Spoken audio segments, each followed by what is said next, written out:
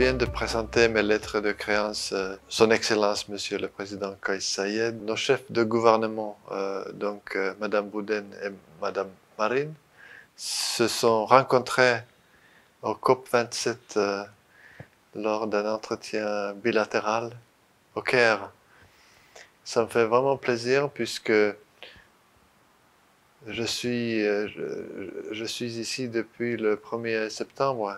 C'est là où j'ai pris mes fonctions et je découvre la Tunisie. Et c'est un pays vraiment magnifique. Les gens sont très amicaux, très chaleureux et en même temps, je sens qu'ils s'intéressent beaucoup à d'autres pays. Ils sont ouverts au monde.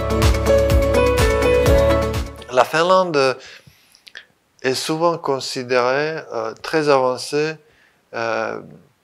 dans des comparaisons internationales. Par exemple, la Finlande, dit-on souvent, est le pays où les gens sont les plus heureux. Il y a des comparaisons internationales de plusieurs types, en fait, avec des critères différents ou des sujets un peu différents, mais souvent le résultat est similaire. Donc la Finlande trouve sa place très bien dans des soi-disant compétitions comme ça. Vous pouvez trouver par exemple des rapports mondiaux sur ces questions. Je pense que les avantages de la Finlande, c'est l'égalité. En fait, il y a peu de hiérarchie. En fait, les gens se connectent facilement, même avec les autorités. Il y a beaucoup d'égalité. Donc, égalité des sexes, c'est très important en Finlande. Nous avons des femmes en position importante dans la société, à tous les niveaux. Nous cherchons l'égalité parmi les régions. Donc les régions défavorisées peuvent profiter des politiques régionales. Nous avons aussi un système éducatif qui est très égalitaire. Les enfants ont les mêmes possibilités, les mêmes opportunités. Ce sont des écoles de municipalité.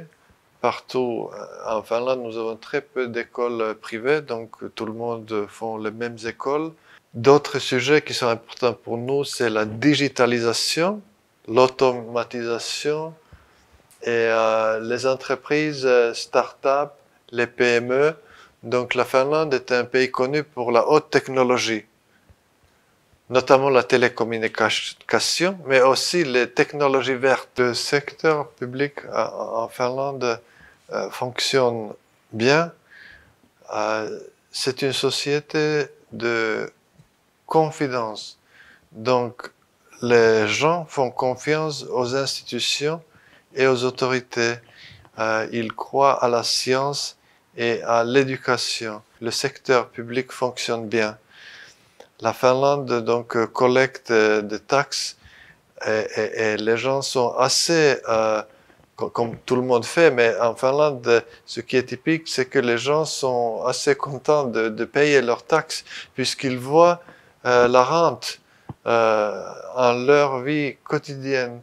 Donc, un bon système éducatif, un bon système de santé publique, les transports publics qui fonctionnent, qui transportent les gens et qui font possible aussi la diminution de pollution. Les années 60 étaient un bon commencement entre la Finlande et la Tunisie. Là, dans les années 60, on a eu des visites des chefs d'État de côté des autres. Donc le président Bourguiba et le président Kekkonen ont visité l'autre pays respectivement. Dans les années 60, on commençait aussi en Finlande la coopération de développement. Et le premier pays était la Tunisie. En fait, c'était dans le secteur des forêts. Depuis, la Tunisie a énormément évolué, la Finlande aussi. Donc aujourd'hui, notre partenariat est un peu différent. Euh, il y a des choses qui restent quand même. La Finlande continue à exporter beaucoup de produits forestiers, donc les forêts restent là. Mais sinon, les relations sont basées à libre-échange. La Finlande exporte aussi beaucoup de machines, des outils de différents genres vers la Tunisie. Et la Tunisie exporte des textiles, des câbles et des produits agricoles vers la Finlande. Nous avons excellentes relations bilatérales. Nos chefs de gouvernement viennent de se rencontrer dans un bilatéral au Caire. Euh, nous avons beaucoup de potentiel. Je pense que les entreprises finlandaises pourraient être encore beaucoup plus bénéfiques à la Tunisie dans l'avenir. Donc il y a de l'expertise. En Tunisie, il y a aussi, je pense, des besoins qui pourraient correspondre. Certainement, la Tunisie aussi pourrait exporter plus vers la Finlande. Les échanges ne sont pas très volumineux. Je sais qu'en Tunisie, vous avez des ingénieurs qui sont très forts. Les sciences naturelles sont très bien maîtrisées en Tunisie. Euh, la Finlande, ce que nous pouvons offrir, c'est par exemple les télécommunications, les technologies vertes, où nous avons des entreprises qui sont intéressées, je pense, mais il faudra aussi trouver du financement pour des projets.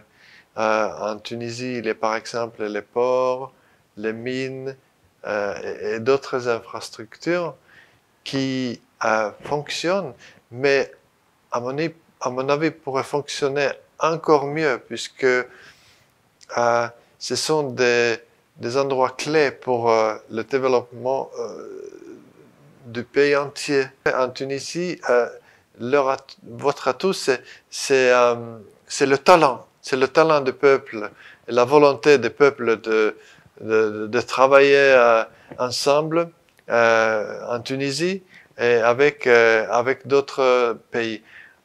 Et là, je voudrais trouver des partenariats gagnant-gagnant. Il faut trouver des solutions mutuellement bénéfiques. Et je pense bien que c'est bien possible. La Tunisie est comme un centre régional. Il y a énormément d'expertise sur l'Afrique, notamment Afrique francophone et pays arabes. Passant par la Tunisie, les entreprises finlandaises pourraient trouver plus de coopération en Afrique, par exemple. Et ça rentrerait tout à fait dans la stratégie finlandaise concernant l'Afrique. Actuellement, nous travaillons sur les thèmes de l'égalité des sexes, donc les droits des femmes et les enfants et leur emploi en Tunisie. Nous avons des projets en ce moment qui combattent la violence contre les violences en ligne contre les femmes. Pour nous, la Charte des Nations Unies est très importante. Il faut respecter la souveraineté et l'intégrité territoriale de chaque pays.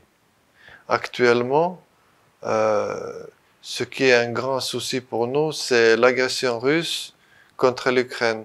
Donc la guerre que la Russie mène en Ukraine est totalement illégale et elle a été condamnée par la Finlande et par la Tunisie. Nos deux pays sont unanimes sur cette question et je pense d'ailleurs qu'on a aussi un peu les mêmes raisons. Donc nous sommes tous les deux des acteurs responsables internationaux. Nous veillons sur le respect des droits internationaux et en même temps, nous avons nos intérêts en tant que pays qui sont grands en termes d'idées et de diplomatie et de solutions, mais petits en termes de population ou de territoire. Donc ce n'est pas dans notre intérêt que dans le monde les grandes puissances militaires puissent envahir d'autres pays à leur gré, comme fait maintenant la Russie avec l'Ukraine. Nous voyons aussi les répercussions de cette guerre autour du monde, notamment en ce qui concerne les produits agricoles. C'est un problème pour la Tunisie aussi, entre autres, que la Russie empêche la production agricole, empêche les exportations des produits agricoles. Et la Finlande est tout à fait solidaire avec la Tunisie et cherche des solutions, notamment dans le cadre de l'OTAN.